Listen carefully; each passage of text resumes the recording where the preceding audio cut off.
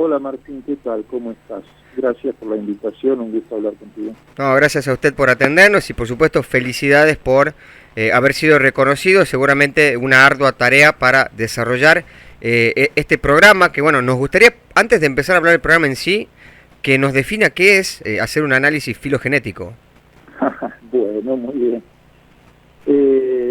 Supongo que la mayoría de los oyentes habrán escuchado hablar de la teoría de la evolución. Todos los seres vivos han evolucionado a partir de un ancestro común.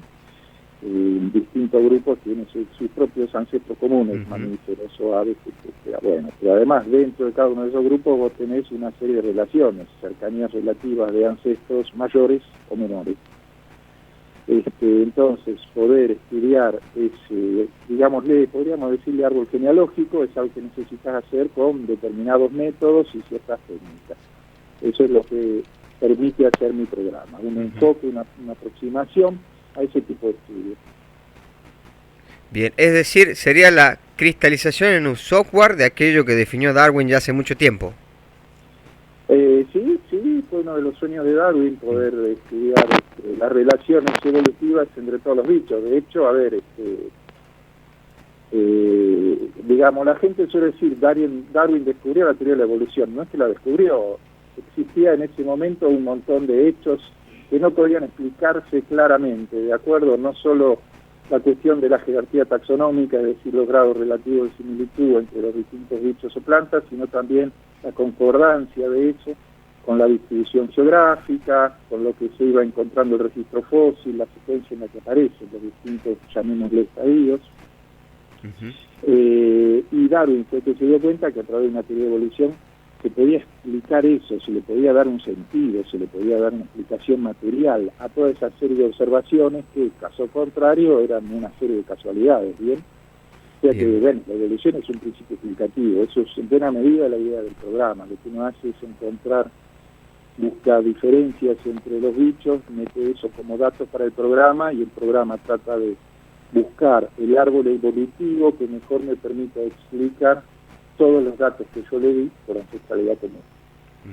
¿Y cómo está elaborado este programa? Es decir, me imagino debe tener una gran base de datos en la que uno puede cargar y buscar, hacer las búsquedas. No tiene una base de datos. Lo que tiene el programa es un método de análisis. También vos le podés cargar cualquier base de datos que quieras. Digamos, a ver, en 10 minutos no te puedo resumir lo que ni siquiera me alcanza un curso de una semana para explicar.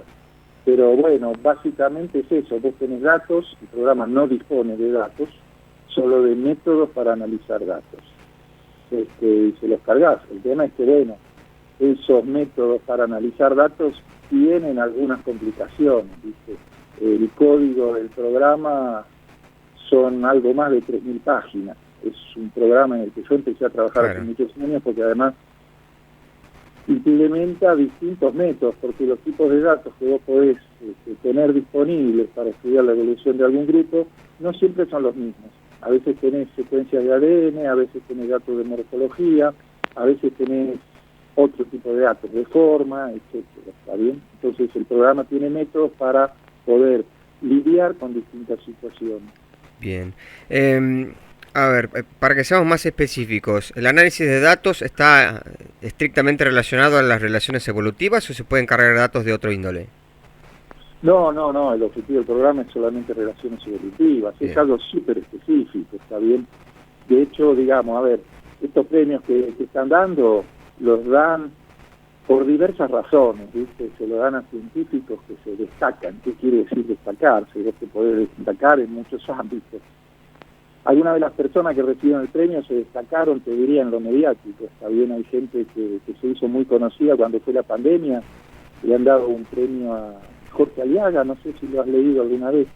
Un físico que en la época de la pandemia se puso a hacer análisis de datos sobre la pandemia, ¿viste? Cómo evolucionaba la pandemia, el número de afectados, etcétera. Bueno, se hizo muy conocido con eso, le dieron un premio. Su producción científica, eso no es parte de su investigación científica real, el tipo es físico y tiene una idea de cómo analizar datos que lo aplicó a la pandemia.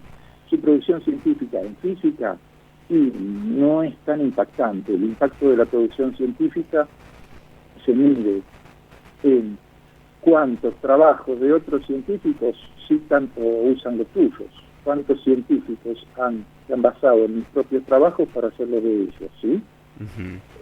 Yo tengo un número muy grande de citas, yo tengo 20.000 citas más o menos. Claro. O sea, quiere decir, hay varios miles de científicos que conocen mi trabajo. Pero la persona que no trabaja en filogenia no tiene ni idea de lo que yo hago. Claro, en mi caso es, el premio que me han dado es por un mérito estrictamente científico y súper especializado, ¿viste? Bien. Para que entendamos un poco más aquellos que somos ajenos a la ciencia, Pablo, ¿cuál es la importancia de estos premios CONEX?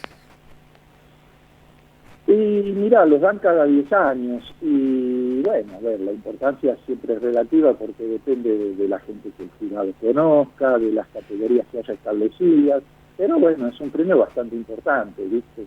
Están seleccionando 100 personas en 10 años, y imagínate, el CONICET tiene 15.000 investigadores, claro. Entonces si sumás CINTA, CNEA, etcétera, INTI, debe tener unos 25.000 investigadores en el país, entonces que seleccionen 100 es más o menos el 0,5%, entre comillas, superior, por supuesto, nuevamente, ¿qué quiere decir superior? ¿Viste? Claro. Pero bueno, son premios importantes. A mí me gustó bastante esto porque me llamó para informarme del premio Alberto Kornblith, no sé si eso lo habrás leído en la nota que salió en el CONICET. Sí, lo leímos. Alberto Kornblith es un científico muy reconocido en el país y un tipo al que yo admiro y respeto mucho, no solo por la cuestión científica, sino también por sus ideas políticas y su ubicación respecto del mundo, digámoslo así. Bueno, me llamó él por teléfono para comunicarme y él fue el presidente de jurado y una de las personas que tuvo que ver con que se me diera este reconocimiento. Así que bueno, es lindo también ver que un tipo como Alberto Kornblith se da cuenta de la importancia de lo que uno hace, ¿no? Es una caricia al alma. Sí, exactamente. Pablo, ha sido muy amable, muchísimas gracias por su tiempo. No, gracias a ustedes. Hasta luego, un gusto. Que tenga un buen día. Hablábamos con el biólogo Pablo Golubov.